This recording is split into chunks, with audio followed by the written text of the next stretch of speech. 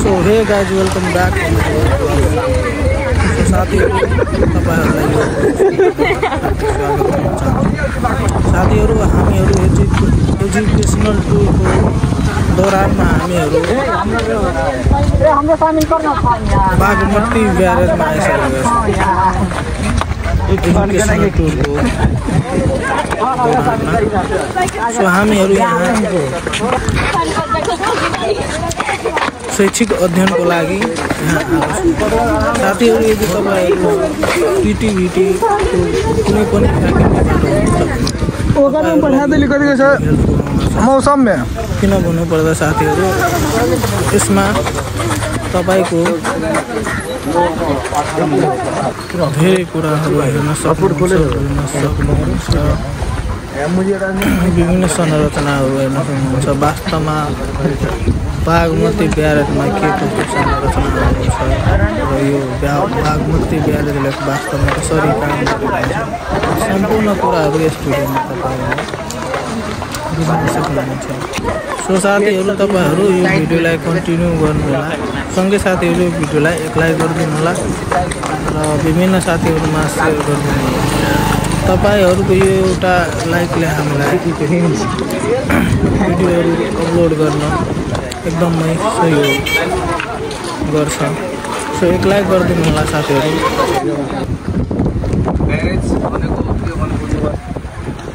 Barrage भनेको कुनै पनि नदी नालामा यदि त्यो पानीलाई गेटहरुद्वारा अर्को ठाउँ पन्डिङ गर्ने सिस्टम अथवा त्यो पानीलाई जम्मा पारेर पन्ड गर्ने र पन्ड गरिसकेपछि क्यानलतिर अथवा नहरतिर पठाउनेलाई एउटा ब्यारेज भनिन्छ। र वेयर पनि त्यस्तै हुन्छ। वेयर जुन कमला सिँचाइ छ, तपाईहरु कमला सिँचाइ जानुभएको छैन, वेयर र ब्यारेजमा फरक हो। त्यतिखेर हामी बागमती ब्यारेजमा छौँ, हेडक्स ब्यारेज भनिन्छ। र बोर्डमा दिएको तपाईको यो टोटली यो ब्यारेजको कुरोहरु यसमा दिएको छ, ए बी सी पोइन्टसम्म दिएको हो। र हामीले बोर्डमा अध्ययन गर्नुभन्दा बुझ्नुभन्दा अगाडि हामीले के कुरो बुझ्नु पर्यो, यो ब्यारेज कति सालमा स्टार्ट भएको, यो ब्यारेजको के कति टार्गेट हो, कति जिल्लालाई यसले इरिगेसन दिइरहेको छ त्यो बुझ्नु आवश्यक। त्यस पश्चात हामी बोर्डमा अध्ययन गर्ने है। यो तपाईको 2035 सालबाट स्टार्ट भएको यो ब्यारेज बन्नलाई। 2035 सालबाट स्टार्ट भएर फाइनली 2050 मा रेडी भएको यो ब्यारेज जुन तपाईको चाइना देशको ह्यानन कम्पनीले नेपाल सरकारसँग ठेक्का प्रक्रियामा बनाएको हो। कुनै देशको लागतबाट हैन, हाम्रो नेपाल सरकारको लागतबाट बनेको यो ब्यारेज हो, जसको तपाईको टार्गेट तपाईको 1,22,000 हेक्टरमा सिँचाइ दिने इरिगेसन दिनेले टार्गेट 1,22,000 हेक्टरमा सिँचाइ दिनेले लक्ष्य बोकेको हो।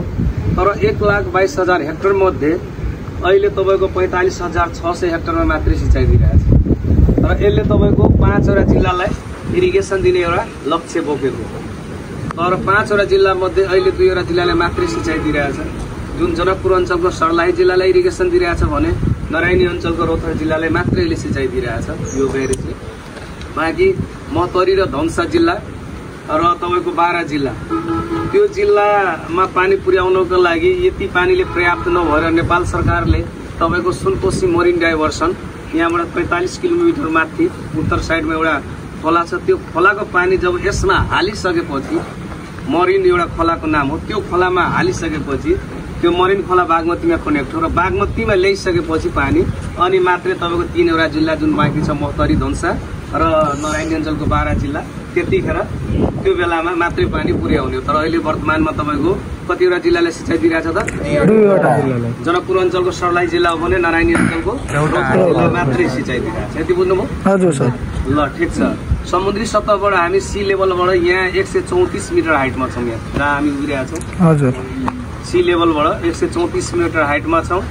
र यो ब्यारेजको जुन बेड लेभलहरू बुझ्नुहुन्छ, बेड लेभल भनेको जहाँ गेटहरू, बेड लेभल भनेको कुनै पनि माउन्ट एभरेस्ट होस्, कसैको बिल्डिङ होस् अथवा कसैको मकान होस्, त्यसको लेभल केबाट लिन्छ त? तपाईको सी लेभलबाट लिन्छ, समुद्री सतहको लेभलबाट लिन्छ। र यो ब्यारेजको बेड लेभलहरू तपाईको फरक फरक उसमा राखिएको छ। र यसमा तपाईको 50 वटा गेट, 50 वटा गेटले यो ब्यारेज निर्माण भएको है। कतिवटा त? 50 वटा। 50 वटा गेट मध्ये नै तपाईको फिस ल्याडर गेट हुन्छ, यसमा sluice gate, under sluice gate हुन्छ, ब्यारेज गेटहरू हुन्छ। 3 वटा मैले फंक्सन जुन भने। र एचआर गेट, हेड रेगुलेटर, यी तपाईँको 4वटा गेटहरूको फरक काम हुन्छ है।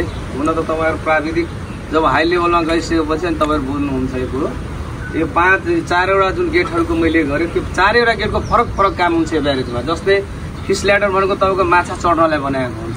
जस्तै तलबाट माछा जब चढ्दाखेरि अरू गेटबाट सहज तरिकाले जान सक्दैन, जसको लागि साइन्टिस्टले अथवा इन्जिनियरले के बनाएको छ त्यो ल्याडर बनाएको हुन्छ, फिस ल्याडर बनाएको हुन्छ। अरू गेटबाट चढ्न सक्दैन, अरू गेटको सबै गेट खोले पनि चढ्न नसकेर तपाईँको फिस ल्याडर गेट बनाएको हुन्छ होइन। अन्डर स्लुइस गेट भनेको तपाईँको जस्तै आज त बाढी आयो तपाईँको करिब 5:30 बजे बिहान बाढी आयो। त्यो बाढी आउँदाखेरि तपाईँ सिल्ड बुझ्नुहुन्छ? सिल्ड भनेको माटो, बालुवा, गिटी, ढुङ्गा इत्यादिले सिल्ड भन्छ। बालुवा जुन धमिलो पानी, त्यो सिल्ड जुन तपाईँको जम्मा हुन्छ एक प्रकारको यो सिल्ड होइन त। अब साधारण भाषामा माटो ढुङ्गा भन्छ, माटोहरू छ, गिटीहरू छ, तर त्यसलाई एक प्रकारको सिल्ड पनि भन्न सक्नुहुन्छ तपाईँहरू। त्यो सिल्डलाई तपाईँको यतातिर फाल्ने काम अन्डर स्लुइस गेट गर्ने गर्छ। एचआर भनेको हेड रिलेटर अथवा मेन क्यानल, मुख्य नहर बुझ्नुहुन्छ? नहर त बुझ्नुहुन्छ नि? यो ब्यारेजमा तपाईँको 2वटा नहर छ, एउटा पूर्वी नहर, अर्को पश्चिमी नहर, बुझ्नुभयो नि त? तर यसमा अब सरस्वती हामी यसमा जाउँ अब बोर्डमा। यो डिजाइन डिस्चार्ज दिएको छ, यो ब्यारेजको कुरो दियो 8000 क्युमेक्स, यानि कि 1 सेकेन्डमा पर सेकेन्ड 8000 क्युमेक्सको यदि फ्लड आयो भने, फ्लड त बुझ्नुहुन्छ नि? पानीको प्रवाह हो। फ्लड आउँदाखेरि अनि 1 सेकेन्डमा 8000 लिटर जुन छ नि 1 सेकेन्डमा तपाईँको पार हुने क्षमता यो ब्यारेजको छ। बुझ्नु? त्योभन्दा धेरै पानी आयो भने, जस्तै 8000 भन्दा जस्तै 9000 आयो भने, 10000 आयो भने 2500 क्युमेक्स पानी तपाईँको बाइपास च्यानलबाट क्रस गर्ने एउटा पार्ट बनाएको ब्यारेज। जसलाई के भनिन्छ त? बाइपास च्यानल भनिन्छ है। यानि कि धेरै पानी आयो भने यो च्यानलबाट पानी पठाउने हो, त्यसलाई के भन्छ त? बाइपास च्यानल भनिन्छ। टोटल क्षमता कति छ त? 10500 क्युमेक्स। मतलब त्यति पानी आउन सक्यो भने सजिलो तरिकाले हामी कभर गर्न सक्छ पानी। त्योभन्दा धेरै पानी आयो भने त्यो पानीलाई तपाईँको कुनै पनि विकल्प छैन, बुझ्नुभयो नि? 10000। तर अहिलेसम्म जसरी 34 सालबाट स्टार्ट भएर यो 2034 सालबाट स्टार्ट भएर 50 मा रेडी भएको यो फाइनल है। 2034 मा स्टार्ट, कति 35 मा तर 34 बाट स्टार्ट भएर 50 मा रेडी भएको हो। तर अहिलेसम्म तपाईँको बाइपास च्यानललाई युज गरिएको छैन। यानि कि 8000 भन्दा डाउन लेभलकै बाढीहरू गइरहेछ प्रत्येक वर्ष भन्नाले साउन भदौ असोज मनसुनको बेलाको कुरा गर्दाखेरि अहिलेसम्म यो च्यानललाई युज गरिएको छैन। यानि कि 8000 भन्दा सानै मतलब पानीहरू गइरहेछ। लेन्थ कति छ त ब्यारेजको? 403.50 मिटर। यो ब्यारेजको ड्युटी भनेको खास गरी डेल्टा र ड्युटी तपाईँको फरक कुरो। डेल्टा यो ड्युटी खास गरी नहरको कुराले दिएको हो। यानि कि 1 सेकेन्डमा 1000 लिटर भन्दा बढी पानी फाल्छ। जस्तै 1 सेकेन्ड गेट उठा 7 सेन्टिमिटर गेट उठायो भने 1000 लिटर भन्दा बढी पानी फाल्ने काम गर्छ नहरले। नम्बर अफ द यहाँ गेट दिएछ, नम्बर अफ गेट 30वटा। खास गरी ब्यारेजको गेट मैले अघि पनि भनिसकेको, जम्मा 50वटा गेट मध्ये ब्यारेजको गेट 30वटा छ, 6वटा अन्डर स्लुइस गेट छ, 2वटा फिस ल्याडर गेट छ, यहाँ हेर्न सक्नुहुन्छ होइन। र अब इस्टर्न एचआर भनेको यो पूर्वी मूल नहरको क्षमता दिएको, जसको म्याक्सिमम डिस्चार्ज हेर्न सक्छौँ हामीले 64.4 क्युमेक्सलाई दिएको। पूर्वी मूल नहर भनेको यसलाई पूर्वी मूल नहर अथवा एचआर पनि भन्न सक्नुहुन्छ, मेन क्यानल पनि भन्न सक्नुहुन्छ, जसको कतिवटा गेट छ त? 7वटा। 7वटा यहाँ हेर्न सक्नुहुन्छ। यही गेटबाट तपाईँको धनुषा जिल्लासम्म पानी पुर्याउने लाग्छ है। धनुषा जिल्ला त पक्कै पुग्नुहुन्छ भनेपछि यहीँबाट तपाईँको धनुषासम्म पानी पुर्याउने हो। तर अहिले तपाईँको सप्लाई जिल्लासम्म मात्रै पानी पुर्याएको है। अब यहाँ हेर्न सक्नुहुन्छ। त्यस्तै गरी वेस्टर्न एचआर भनेको जस्तै यो पूर्वी मूलहरू, यो पश्चिमी मूलहरूको म्याक्सिमम डिस्चार्ज कति छ? धेरै 48.4 क्युमेक्सलाई बनाएको, जसको कतिवटा गेट छ त? 5वटा। यानि कि तपाईँहरूले सर्टकट बुझ्दाखेरि पूर्वी मूलहर 7वटा गेट छ, जुन तपाईँको 3वटा जिल्लाले पठाउने एउटा लक्ष्य बोकेको हो। पश्चिमी मूलहर तपाईँको 5वटा गेट छ, जुन तपाईँको 2वटा जिल्लाले पठाउने हो। तर अहिले 5वटा जिल्ला मध्येको 2वटा जिल्लाले मात्रै इरिगेसन दिइरहेछ है। बुझ्नुभयो नि त? बुझ्नु। अब केही तपाईँहरूले यसमा दुविधा कन्फ्युजन छ भने सोध्न सक्नुहुन्छ है। तपाईँहरू जस्तै केही क्वेसन छ इरिगेसन सम्बन्धीको, ब्यारेज सम्बन्धीको कुनै पनि क्वेसन तपाईँहरूसँग छ भने सोद्धा हुन्छ है। कुनै त्यस्तो छ भने सोध्न सक्नुहुन्छ तपाईँहरूको सबसँग। किनभने अधिराज्यभरको तपाईँको इन्जिनियरिङ कलेजको स्टुडेन्टहरू तपाईँको यहाँ तपाईँको भिजिट आउने गर्छ होइन। अब तपाईँहरूलाई लाग्छ कुनै क्वेसन यस्तो क्वेसन सोधौँ भने त ब्यारेज र इरिगेसन सम्बन्धी। सर यो 30वटा गेट छ नि, यो कति लम्बाइ छ एउटा गेटको? 9 मिटर फोटो लिँदा भइहाल्छ। यो भनेको हजुर 9 to 3 मिटर। हजुर यो यहाँ फोटो लिन सक्नुहुन्छ। यो तपाईँको यो ब्यारेजको गेट है। मैले अघि पनि भने ब्यारेज र अन्डर स्लुइस गेट तपाईँको फरक छ। जस्तै 9 मिटर तपाईँको 9 मिटर ब्यारेजको गेट पनि लम्बाइ छ, स्लुइस गेट पनि 9 मिटर छ, सेम छ कि हेर्नु त 9 मिटर 9 मिटर। हजुर सर हजुर। तर डिफरेन्स हाइटमा छ। 3 मिटर ब्यारेजको गेटको हाइट छ भने 4 मिटर पछि लिँदा पनि भइहाल्छ। हजुर। त्यो स्लुइस गेट भनेको अन्डर स्लुइस गेट भनेको सिल्डहरूलाई त्यो माटोहरूलाई गिटी बालुवाहरूलाई जुन जम्मा हुन्छ नि बर्खा महिनामा बाढी महिनामा त्यो सिल्डहरूलाई तपाईँको यतातिर फालिदिने काम गर्छ। कुन गेटले त? अन्डर स्लुइस गेटले। अन्डर स्लुइस गेट पनि भन्न सक्नुहुन्छ तपाईँहरू, ताकि त्यो अन्डर स्लुइस गेटले यतातिर सिल्ड फालिसकेपछि हामी हेर्न सक्छौँ तपाईँले पानी अहिले नहरमा चलिरहेछ पूर्वी नहरमा। हजुर। यदि अन्डर स्लुइस गेट नभएको भए जुन सिल्ड यतातिर फालिएको छ नि त हामी खोलामा हेरिरहेछौँ त्यो सिल्ड हुनसक्छ तपाईँको नहरमा पनि जान सक्छ। र नहरमा जब सिल्ड छिरिसकेपछि जति क्यापेसिटी हुन्छ नहरको, जस्तै 64 यसको किमेक्स क्यापेसिटी छ भने उसको क्यापेसिटी तपाईँको कम हुनसक्छ के त नहरको। त्यस कारणले गर्दाखेरि अन्डर स्लुइस गेट अनिवार्य बनाएको हुन्छ। हजुर। अरू केही छैन भने अब सरासर पारी जाउँ घुम्न, फोटोसोटो लिनुहोस्, यसो बुझ्नुहोस्। आज बर्खा अब हुन त 26 गतेबाट अलर्ट गरेको थियो, तर आज उता पनि सायद बिहानै पानी पऱ्यो होला है सर? ए उताबाट आउनुभएको तपाईँहरू भनेर सर आफूले आउनुभयो क्या? विद्यार्थीहरू विशेष तपाईँको उतै ल अब जाने पारीसम्म जाने के गर्नु? उतासम्म पनि जाने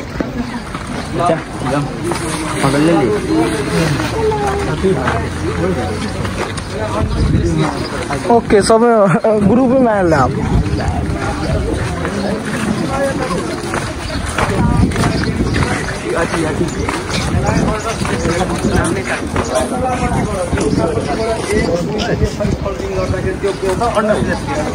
यसलाई डिभाइड वाल भन्छ। डिभाइड वाल पढ्नु पर्छ तपाईँ।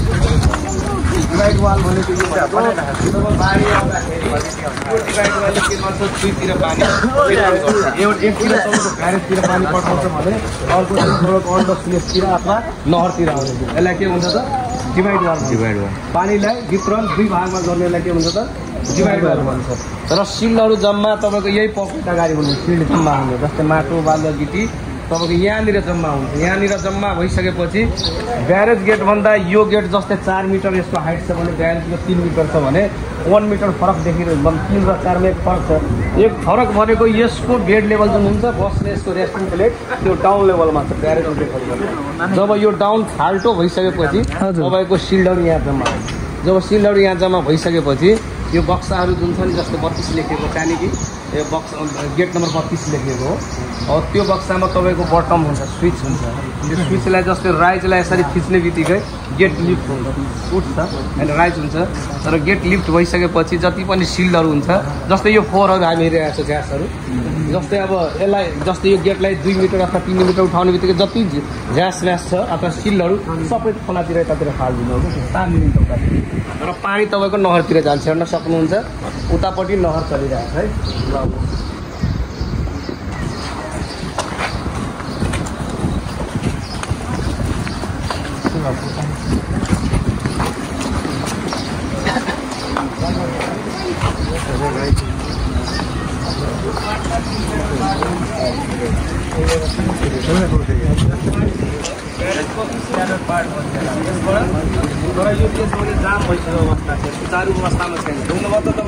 हजुर सर, यो चालु अवस्थामा छैन, बिग्रिसकेको अवस्थामा हो। तर यस्तै यही पार्टलाई के भन्छ फिस ल्याडर पार्ट हो। तपाईँहरू जब हाई क्लासमा पुगेपछि अनि तपाईँहरूलाई रिमेम्बर हुन्छ कि यो सरले यो फिस ल्याडर भन्यो, अन्डर स्लुइस भन्यो, सिलियस ब्रुडर, लेभल क्रसिङ, साइफन होइन, ती चिजहरू हाई स्कुल हुन्छ। यसलाई फिस ल्याडर भन्छ हो। खास गरी माछा तपाईँको यसैबाट चढेर आउने, फेरि माछा चढ्नलाई के त पानीको सतह पनि माथि आउनु पर्यो होइन कि तपाईँले खोलिदिनु भयो पानी नै छैन भने त माछा कसरी आउनु। त्यसको लागि तपाईँको कमसेकम 2 मिटर 1.5 मिटर हाइटबाट पानी रनिङ गरेको हुनुपर्छ खोलामा, बुझ्नुभयो? अनि यो अहिले जाम भइसकेको अवस्था हो। र यो फिस ल्याडर तपाईँको डिभाइड वालसँगै बनाएको छ। हेर्नुहोस् त, जस्तै मानौँ यदि 3 मिटर हाइटबाट पानी रनिङ गरेको भएर यसको होल तपाईँको वाल तपाईँको यो साइडमा हुन्छ। र जब तपाईँको पानी यसरी बगेको हुन्छ माथितिरबाट अलिक उत्तरबाट दक्षिणतिर यसरी बगेको हुन्छ र माछा तपाईँको तलबाट अलिक दक्षिणबाट उत्तर आउने र यहाँबाट निस्किने। तर जाम भइसकेको अवस्था हो। र यहाँबाट तपाईँको खोलामा जाने। अब यहाँबाट डिभाइड वालको यतापट्टि गयो यो डिभाइड वालको उतापट्टि अन्डरस्पेस गेट हो नहरको गेट हो भने डिभाइड वालको यतापट्टिबाट ब्यारेजको गेट स्टार्ट हुन्छ है ब्यारेजमा खास गरी ब्यारेजको गेट यहाँबाट स्टार्ट हुन्छ यो गेटमा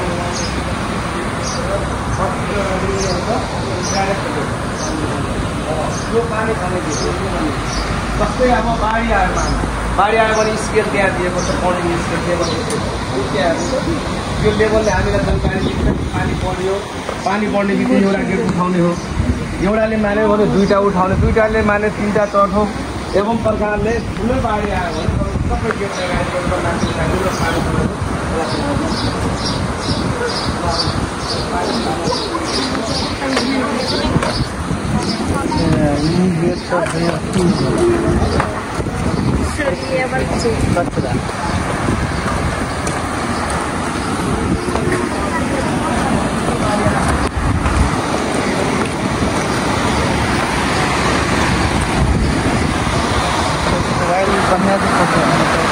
like that.